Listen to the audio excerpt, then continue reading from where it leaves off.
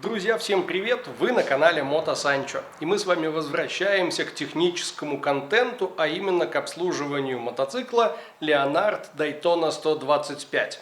Такая интересная 125-ка в размерах настоящего мотоцикла. И сегодня у нас на очереди обслуживание передней вилки. Это перевертыш, выглядит все очень надежно и современно, но при этом, как видите, сопливит. Сальник необходимо заменить.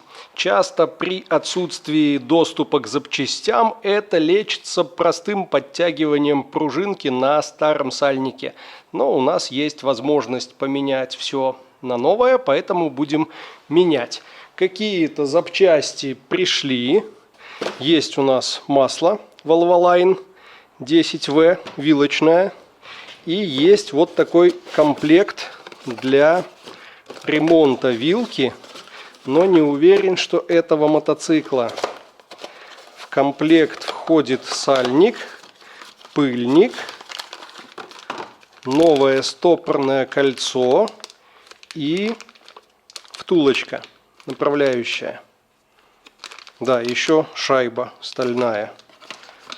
Посмотрим, разберем, померяем и узнаем, подойдет или нет.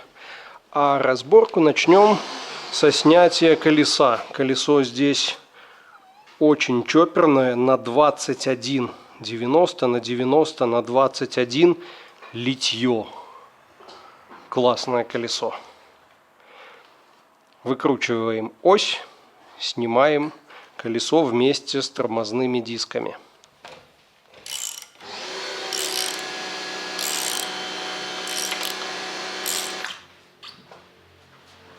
Следом за колесом демонтируем переднее крыло, поскольку нам надо будет снять каждое перо в отдельности. Значит, откручиваем все, что их между собой соединяет. И суппорта, естественно, тоже. Тормозные колодки еще как новые. Пробег мотоцикла, напомню, 1500 километров всего. Оно и удивительно, что при таком пробеге вилка потекла. Может быть, что-то попало, может, соринка какая-нибудь. Либо сальник, когда на заводе при сборке устанавливали, повредили рабочую кромку. Тоже бывает.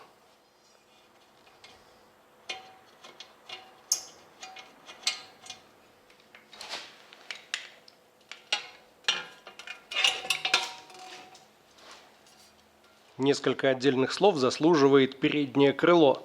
Оно выполнено как одно целое вместе с кронштейнами, сварное. Если глянем изнутри, то видим сварные швы, а снаружи все это аккуратно заглажено и покрашено в черный мат. Довольно увесистое, такое из старой школы. На большинстве современных мотоциклов крылья делаются из пластика. Откладываем в сторонку. Ну и теперь можем слить из вилки масло. В торце каждого пера есть болт, который, во-первых, крепит это перо к пружине и штоку, а во-вторых, не дает вытекать маслу. Здесь внесем небольшую поправку. Это справедливо для обычной телескопической вилки, а в случае с вилкой-перевертышем работает немного иначе. По крайней мере, в моем случае выкручивание нижнего торцевого болта ничего не дало. Можно было его и не трогать.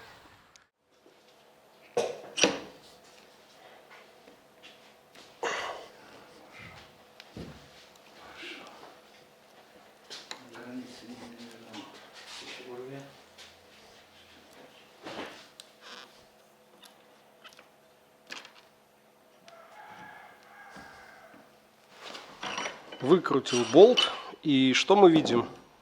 Масло не течет, и вилка не разбирается. Я думаю, следующим шагом попробовать открутить верхнюю гайку, вот эту заглушку. Может, тогда получится отпустить пружину и все это вынуть. Очень не хочется отпускать траверс и доставать перо целиком.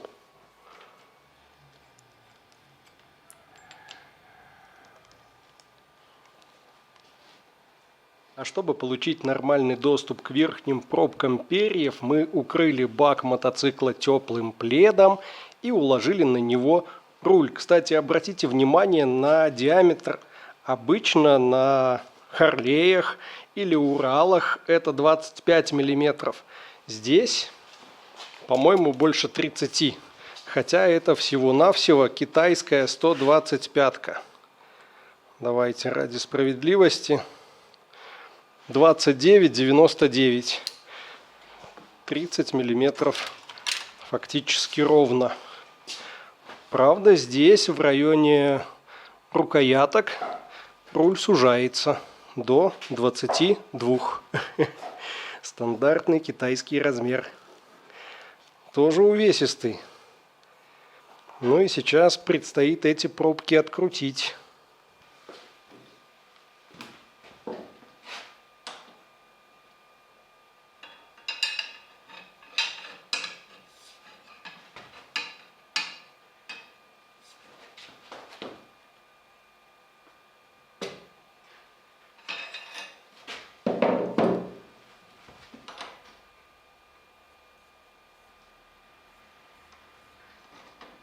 А когда пробки выкрутились из верхней трубы, мы можем приподнять перо и увидим, что же его держит.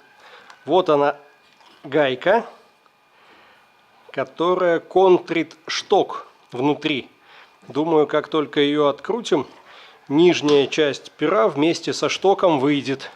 Ну и здесь такая же картина. Одна пробка пошла, отлично. Расконтрилась и выкручивается. А со второй есть проблема. Во-первых, обратите внимание на саму пробку, на грани. Они слизаны. Кто-то сюда уже руки приложил. Во-вторых, вот на штоке царапины. Кто-то пытался что-то выкручивать или закручивать, удерживая плоскогубцами. На этой гайке тоже есть замятие граней, и это именно то перо, которое у нас течет. То есть кто-то в него уже залез, но починить не смог. Ну что ж, попробуем мы с этим справиться. Удалось все-таки открутить, и вот посмотрите, гайку кручу руками, она свободно проворачивается, резьбы под ней нет совсем. Да. Ну а сейчас убираем пробку и пытаемся извлечь перо. Выходит, выходит, выходит. Оп. А вот и масло пошло. Оказывается, болт снизу можно было и не откручивать.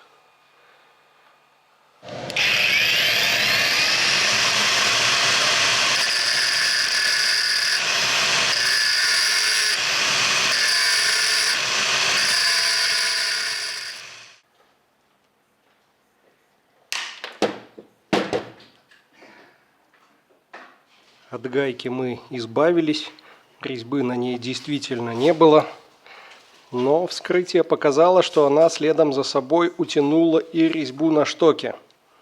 Как это поправить? Можно поставить гайку подлиннее, либо сначала одну гайку накрутить, а за ней вторую. Длины резьбы хватит для того, чтобы пробку удерживать. Ну а сейчас продолжаем разборку, снимаем резиновый отбойник. И здесь у нас есть стопорное колечко, которое удерживает механизм амортизатора. По сути, это у нас все амортизатор, а вот эта труба и есть направляющая, в которой он работает. Несколько все сложнее, чем в обычном телескопе.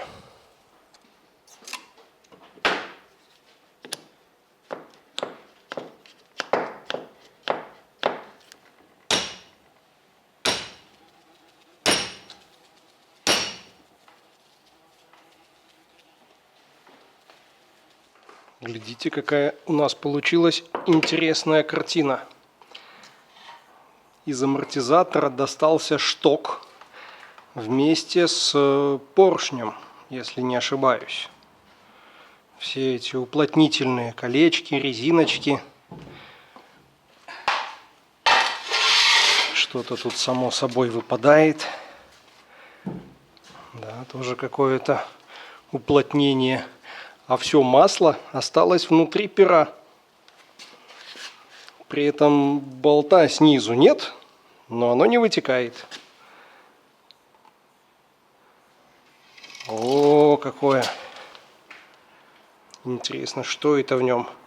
Это стружка или пузыри воздуха?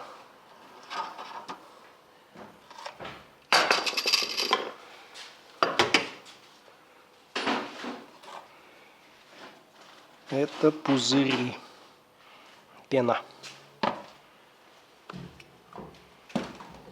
Я достал пружину, и очень странная вырисовывается картина.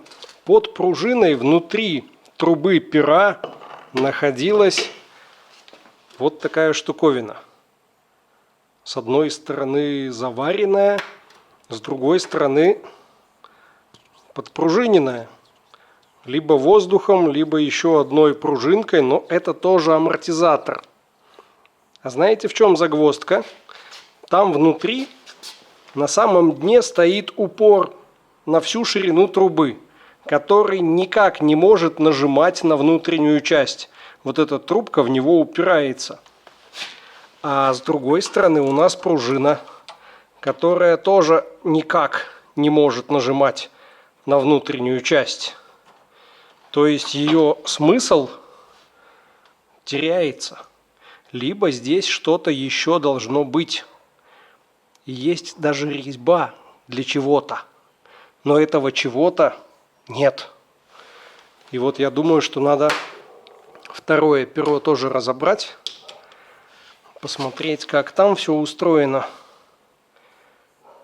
Возможно, придется недостающие части дозаказывать или изготавливать самим. Очень все загадочно и непонятно пока.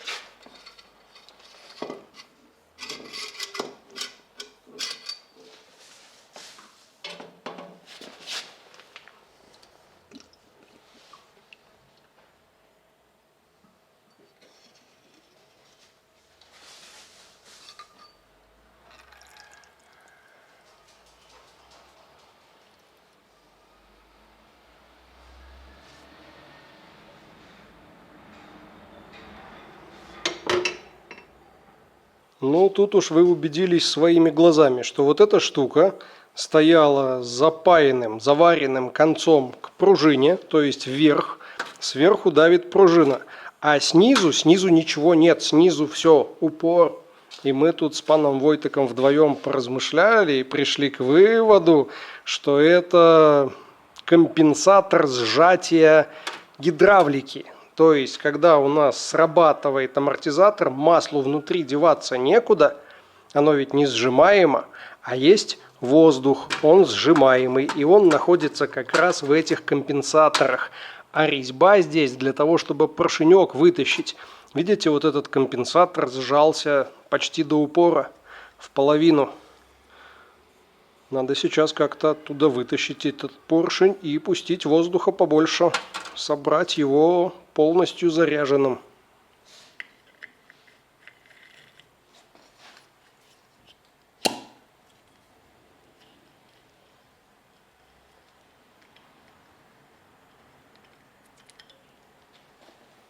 Как видите, так и есть.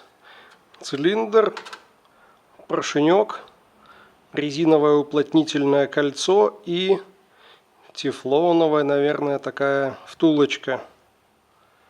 Все это вкладываем внутрь.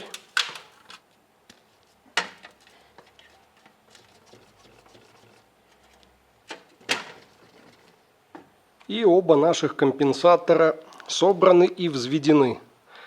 Поршнями вниз опускаем их в перья и сверху закладываем пружины. Следующим ходом заливаем масло. Вот только эта простая на первый взгляд задача осложняется отсутствием справочных данных. Мануала по этому мотоциклу у нас нет, а информация в интернете несколько противоречивая. В одном источнике написано 270 мл в каждое перо, в другом 350 плюс-минус 10 мл. Я все масло, которое вылил из вилки, залил в мерную емкость, и получилось чуть ниже 700 мл. Делим пополам, получается по 350 в каждое перо, ну и плюс 10 добавим, что-то ведь из этой вилки уже вытекало.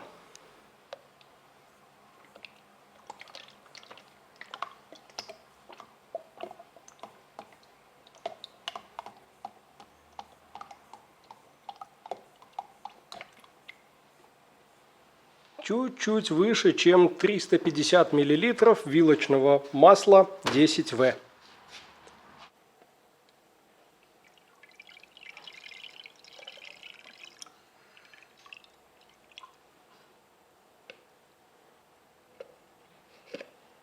Самая, пожалуй, сложная задача — установить на место рабочий поршень вместе со штоком и зафиксировать все это стопорным кольцом. Но одно перо уже получилось, уже собрано, работает. Сейчас соберу и второе.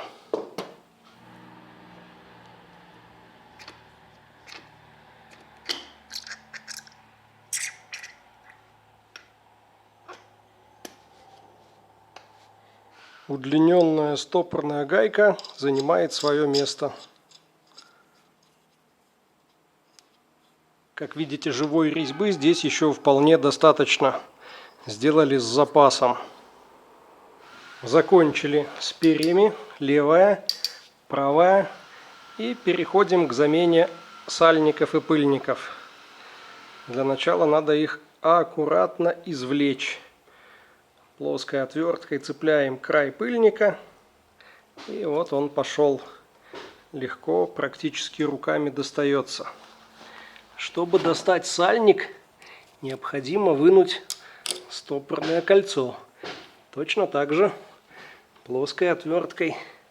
Ну и для самого сальника также плоская отвертка, но пожестче.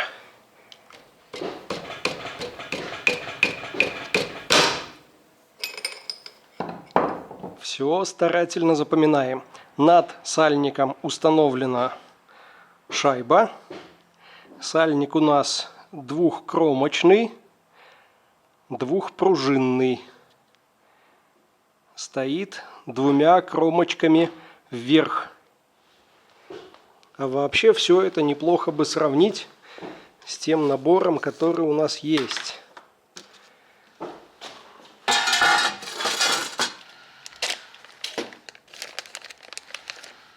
Смотрим. Пыльник. Это новый, это старый. Максимально похож. По диаметрам тоже. По ширине идеально. Шайбы тоже. Сальник.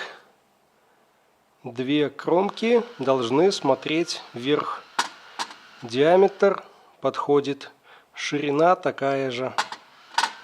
Ну и стопорное колечко, естественно, станет. А вот эту штуку я еще не достал, она где-то там внутри стоит. Попытаюсь дотянуться.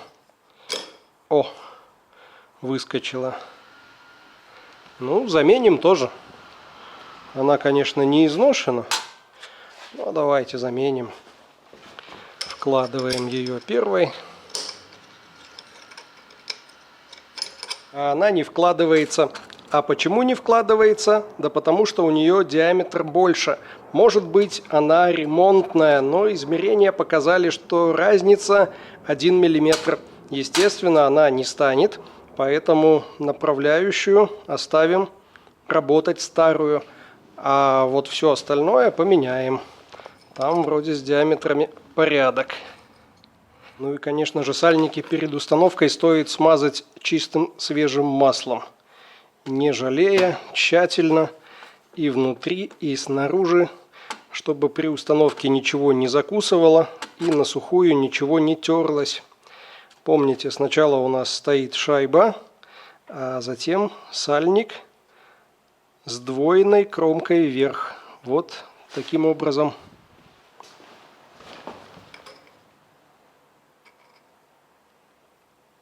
Опачки. Зашел как по маслу. Вкладываем стопорное колечко. И пыльник тоже смазанный маслом.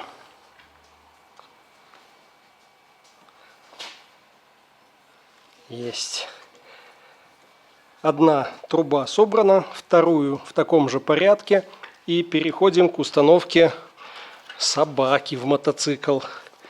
Да? Сколько собачьих сил в этой 125-ке. Приступаем к установке непосредственно нижней части пера в верхнюю часть пера. Естественно, все это тоже следует тщательно смазать маслом.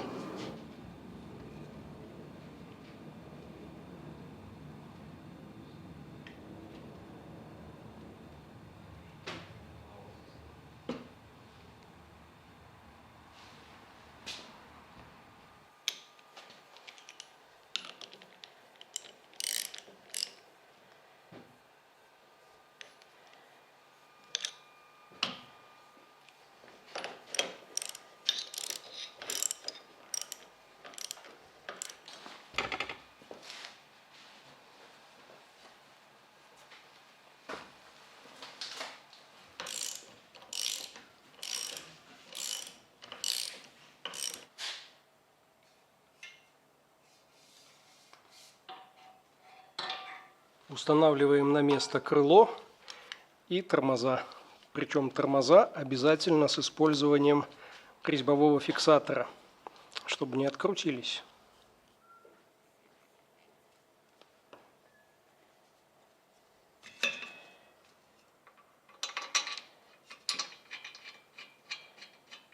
И подведем итоги. Все у нас собрано, тормоза работают. Руль установил на место. Можем плед убирать с бака. Все цело, ничего не поцарапано. Ну и вилку мы перебрали. На сегодня на этом можно заканчивать. Славно поработал. Можно, пожалуй, и ехать домой отдыхать. А вечер такой тихий-тихий. Закат красиво подсвечивает облака.